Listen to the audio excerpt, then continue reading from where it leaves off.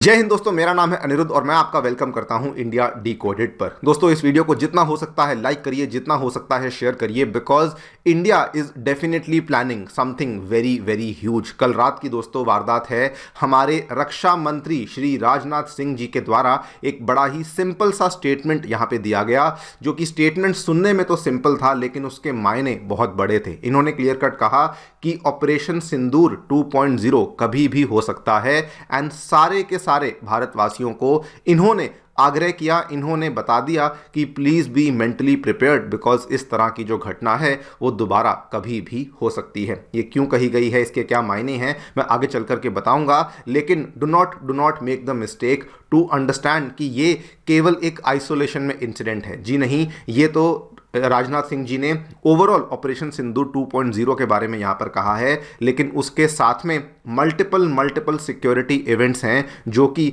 हम पूरे भारत भर में विटनेस कर रहे हैं। यहां पर आप देखिए, कल रात की दोस्तों खबर सामने आई है और इस तरह की जो खबरें होती हैं आमतौर पर जो नेशनल मीडिया है वो उसको कवर नहीं करती है। लेकिन आप देखें, जो हमारा सिलीगुड़ी कॉरिडोर, जिसको हम चिकन नेक कॉरिडोर के नाम से भी जान लेते हैं, वहां पर जो डिफेंस है, वहां पर जो भी कार्रवाई है वो इतनी ज़्यादा बढ़ा दी गई है। सिंपल शब्दों में माना जाए, एक तरीके से सिलीगुड़ी कॉरिडोर को इंडिया के द्वारा कंप्लीटली सील कर दिया गया है, कंप्लीटली एक बार के लिए अपनी प्रोटेक्शन में ले लिया गया है। अगर आप पुलिस की भाषा में बोलें तो बेसिकली उस पूरे के पूरे नैरो चिकन नेक कॉरिडोर को एक बार के लिए कॉर्डन ऑफ कर दिया गया है। आप यहां पे देख सकते हैं, ये वाली खबर भी दोस्तों कल सामने आई है।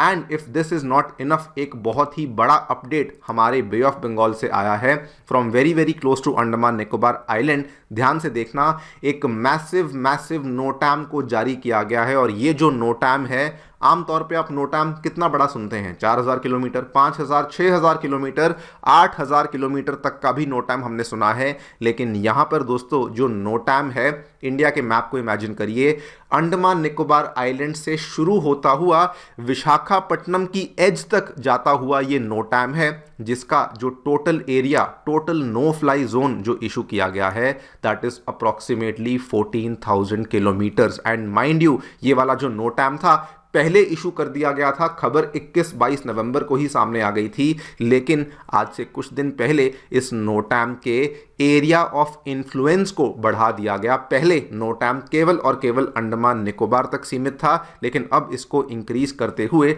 आप देख लीजिए, यहां से इंक्रीज करते हुए विशाखापट्टनम तक ले जाया गया है। टोटल एरिया जो इसके अंदर इंक्लूड किया गया है, दैट इज 14,000 किलोमीटर। अब जो लोग समझदार हैं उनको समझाने की आवश्यकता नहीं, जिनको नहीं समझ आ रहा तो कमेंट सेक्शन में प्लीज बाकी लोग आप समझाइए। इंडिया दोस्तों कुछ बहुत ही बड़ी यहाँ पे कार्रवाई के लिए प्रिपरेशन चल रही है। और ये अगर आप देखें, ऑपरेशन सिंदूर ऑब्वियसली किसके लिए है हम भी जानते हैं, मैंने लाइन ड्रॉ कर दी है। उसके बाद सिलीगुड़ी कॉरिडोर को कॉर्डन ऑफ करना किसके लिए है ये भी आप समझते हैं। अंडमान निकोबार आइलैंड के पास जाके ह्यूज नोटैम को इशू करना ये किसके लिए है, अगर नहीं समझ रहे हैं तो अब यहाँ पर समझ चुके होंगे। तो क्लियर कट है कि इंडिया जितने भी फ्रंट्स से आज की डेट में यहाँ पे थ्रेट्स को विटनेस कर रहा है, प्रॉब्लम्स को विटनेस कर रहा है, उन सभी चीज़ों को एड्रेस करने के लिए एक ही बारी में ये सारी की सारी चीज़ों को यहाँ पे कंडक्ट किया जा रहा है। इसके क्या मायने हैं मैं आपको आगे चल करके डिटेल में बताऊंगा। ये वीडियो थोड़ी सी लंबी होने वाली है, लेकिन आप ध्यान से देखिए, शायद पिछले एक महीने में जितनी स्ट्रॉन्ग डिफेंस पोस्चरिंग इंडिया और इंडिया की आर्म्ड फोर्सेस के द्वारा करी गई है, फिर भले वो हमारी सिविलियन गवर्नमेंट हो, फिर भले वो हमारी आर्म्ड फोर्सेस हो, वो शायद ही आपने कभी और देखी हो। यहां पर आप देखिए, पिछले हफ्ते राजनाथ सिंह जी ने क्या कहा कि Sindh will always be a part of India. पिछले महीने के अंत में क्या हुआ था, इंडियन नेवी के द्वारा स्पीयर हेड करी गई हमारी ट्राई सर्विस एक्सरसाइज ऑपरेशन त्रिशूल को लॉन्च किया गया था।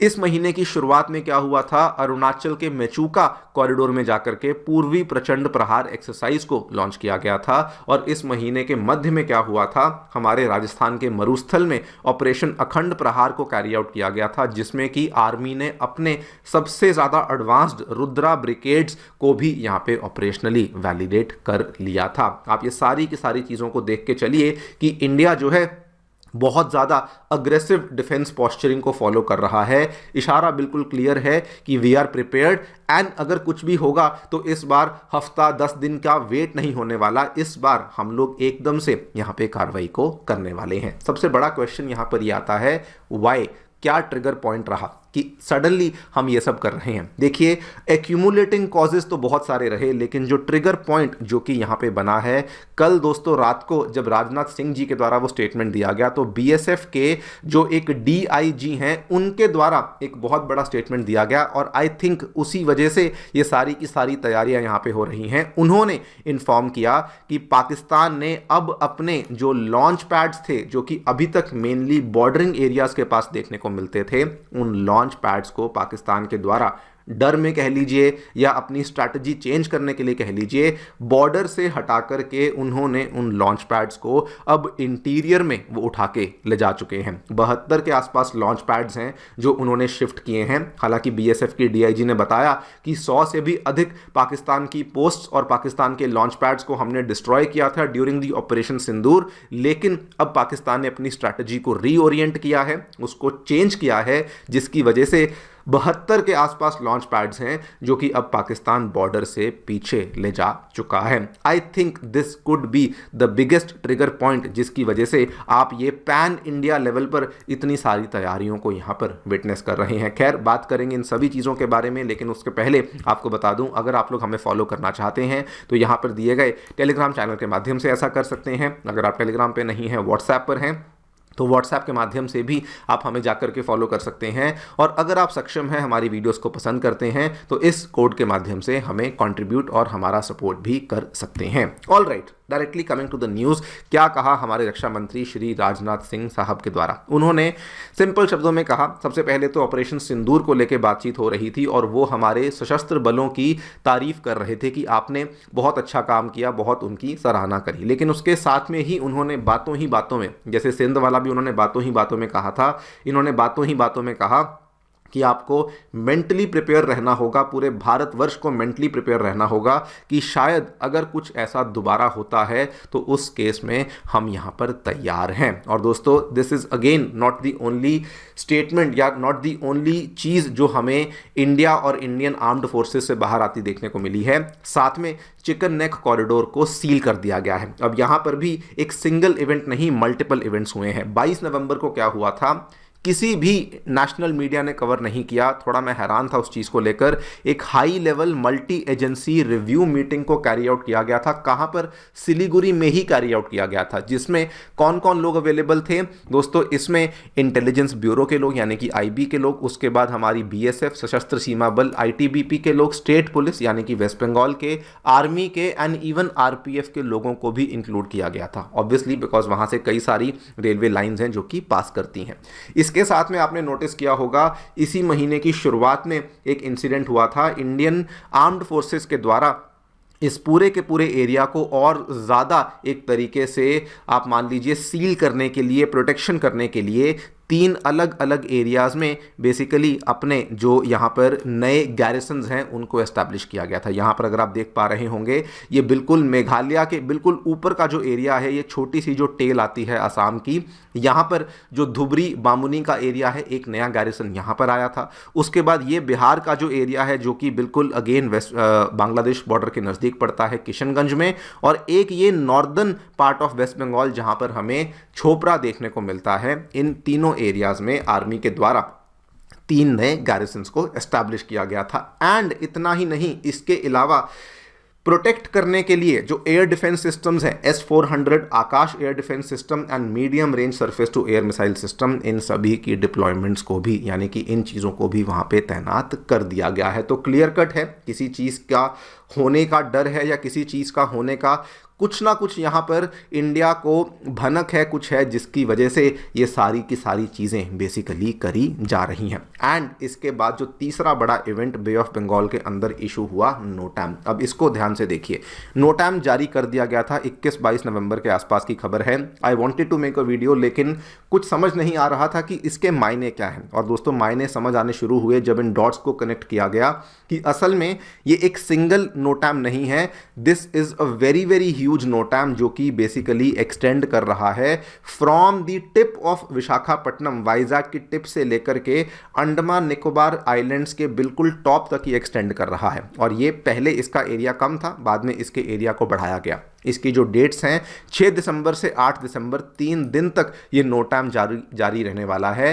एंड इंडियन स्टैंडर्ड्स के हिसाब से this is unusually large, because even जब हमने बड़ी बड़ी मिसाइलों को भी टेस्ट किया तब भी इतने बड़े बड़े नो फ्लाई जोन्स का हमने नोटैम जारी नहीं किया था, लेकिन इस बार एक बहुत ही बड़े नोटैम यहाँ पे जोन को जारी किया गया है। अब यहाँ पर पहले बातें हो रही थी कि शायद कोई बहुत बड़ी मिसाइल लॉन्च होने वाली है, शायद कुछ बहुत बड़ी नेवल एक्टिविटी होने वाली है, लेकिन अभी दोस्तों please listen to this very very carefully, अभी बातें हो रही हैं कि शायद यहाँ पर इंडिया के द्वारा जो सबमरीन लॉन्च्ड बैलिस्टिक मिसाइल है K4 या फिर K5 मिसाइल जो भी, उसकी यहाँ पर जो डिप्लॉयमेंट है वो शायद होने वाली है from one of the Arihant class nuclear capable submarine, यानी कि अरिघाट के माध्यम से इसकी लॉन्चिंग को हम लोग शायद विटनेस करने वाले हैं। अगर ये होगा, ये अपने आप में not just for Pakistan, Bangladesh तो छोड़ ही दीजिए, इवन फॉर चाइना ये एक बहुत बड़ा इवेंट, बहुत बड़ा गेम चेंजिंग इवेंट होगा,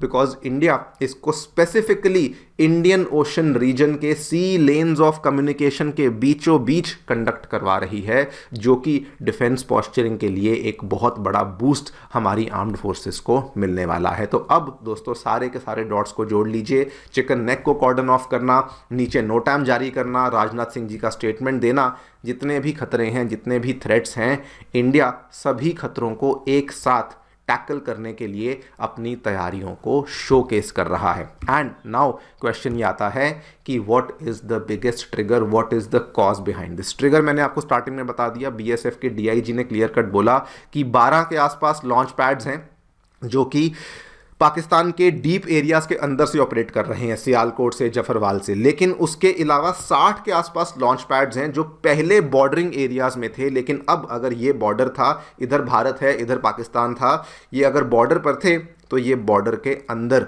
शिफ्ट होना शुरू हो चुके हैं। डर की वजह से हो सकता है या फिर स्ट्रैटेजी भी चेंज हो सकती है, बिकॉज अभी रिपोर्ट सामने आ रही हैं कि अगली बार जब कोई हमला होगा तो मोस्टली वो ड्रोन्स के माध्यम से होने वाला है, और इसीलिए शायद इस चीज़ को लेकर इतनी डिस्कशन हो रही है।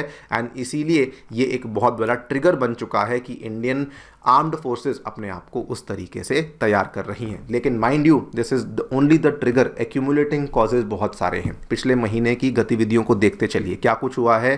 पहले ये बंदा जाता है बांग्लादेश, क्या करता है, मोहम्मद यूनस से मुलाकात करता है, और यूनस बदले में क्या करता है, ये वाली तस्वीर थमा देता है जिसमें कि ग्रेटर बांग्लादेश का कोई अपना ही मनगढ़ंत मैप ये उस इंसान को थमा देता है। तो ये बहुत बड़ा एक इंसाइटिंग, मतलब ऐसा इन्वोक करने वाला ये इन्होंने स्टेप लिया था, जिसको ऑब्वियसली हमारी इंटेलिजेंस एजेंसीज के द्वारा नोटिस किया गया। उसके बाद क्या होता है, दिल्ली हमले के जस्ट एक आध दिन के गैप में ये स्टेटमेंट सामने आता है। एलईटी का एक कमांडर, उसकी वीडियो वायरल हो जाती है और वो ये बोलता है कि हम ऑपरेशन सिंदूर का बदला लेंगे, सो एंड सो फोर्थ। और तभी खबर सामने आती है कि एक कोई इनका बंदा, इनका एलईटी का बंदा बांग्लादेश गया, बांग्लादेश के अधिकारियों से मिला, सरकारी अधिकारियों से मिला, जिसको बांग्लादेश के अधिकारी बॉर्डर के नज़दीक लेकर आते हैं। तो आप लोग अगेन हिसाब लगा लीजिए कि समथिंग वॉज डेफिनेटली हैपनिंग जो कि प्रॉपरली कवर नहीं हुआ था। एंड एक और इम्पॉर्टेंट कॉज क्या था,